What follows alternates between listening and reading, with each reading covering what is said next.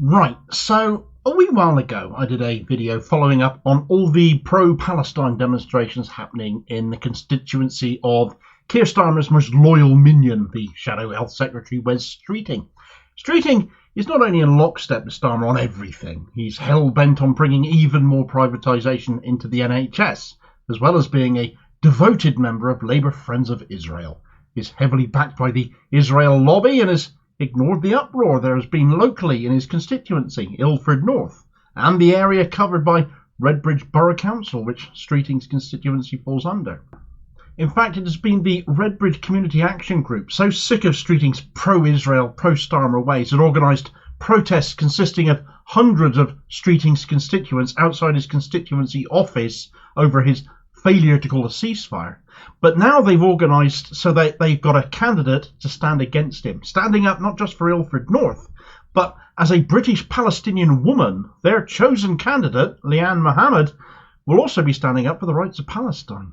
Right, so really bad news for Wes Streeting, which means good news story for this channel, and frankly, good news for the country. As a guy bought and paid for via donations linked to both the private health lobby and the Israel lobby, is really not somebody you want anywhere near the levers of power. There's not somebody who will reverse the privatisation that has already been ruining our health service for more than a decade now, and indeed isn't even capable of calling for a ceasefire as Israel commits more and more genocide, such as his and the Labour Party under Keir Starmer as a whole, really, and their devotion to the Israeli state. No question ever as to whose side they are on, when they'd rather side with a nation committing genocide than call for it to stop, preferring things like humanitarian pauses or sustainable ceasefires that really aren't ceasefires at all.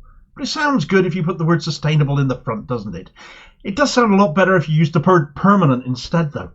The Labour won't do that. Now, this is particularly foolish of Wes Streeting to do because his constituency has a significant Muslim vote, and there's a big chunk of vote that he is in effect spurning.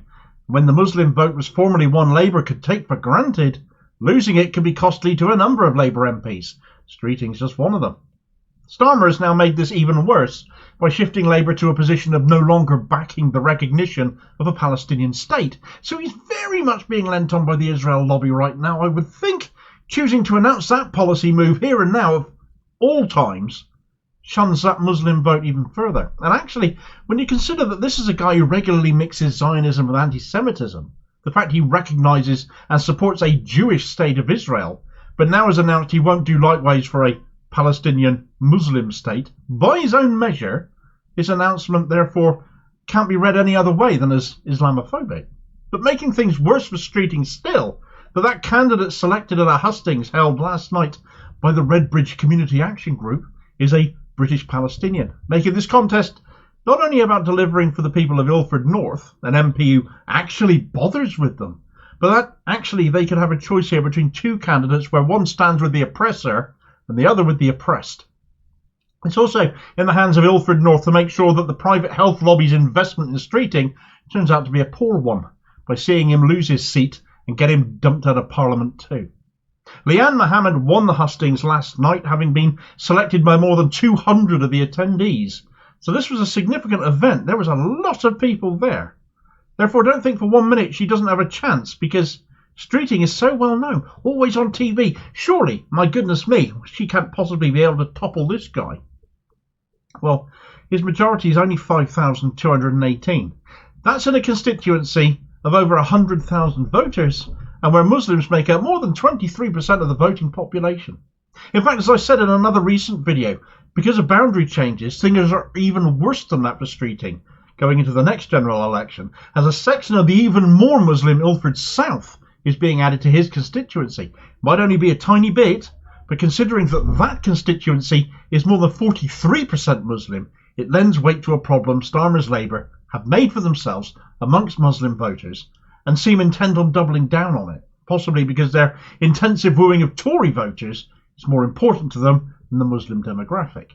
Well, that can hurt Labour in a number of seats, and that very much does include Mr Streeting, seemingly oblivious to this as he is by his actions, or just plain ignoring it, given there's been little sign of him making any kind of overt criticism of Israel or support for the plight of Palestinians. Well, now he will have to answer for that, because I'm fairly sure a lot of his constituents want an answer from him on his tone-deaf narrative on the Middle East situation right now, and it will very much be front and centre with the Palestinian opponent, quite happy to hold him to account on that, I am sure. Let's have a bit of a rundown of Streeting's antics concerning Israel and Palestine a moment, shall we?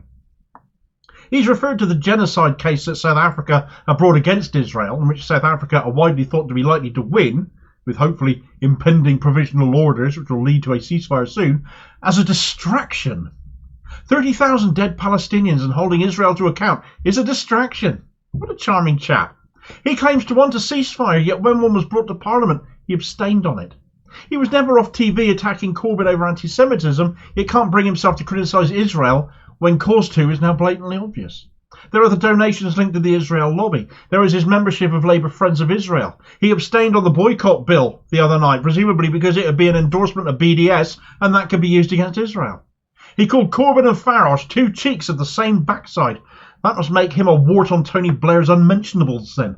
But saying that in connection to Starmer claiming that we've lost control of our borders, which is just Suella Braverman levels of nastiness. He met with a tech giant in Israel on a recent junket linked to the Israeli Defence Force, and then stood up and advocated for them as the future of the NHS, meaning not only is Streeting looking at bringing in more privatisation into our health service, but in all possibility and in all likelihood, Israeli firms at that. The list goes on and on.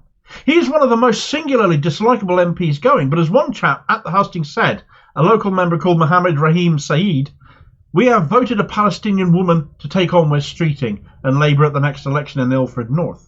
A fitting choice to stand against the genocide supporters. I totally agree, and I can imagine there will be no shortage of people prepared to go out and campaign with Leanne to get her over the line here, because it really is doable.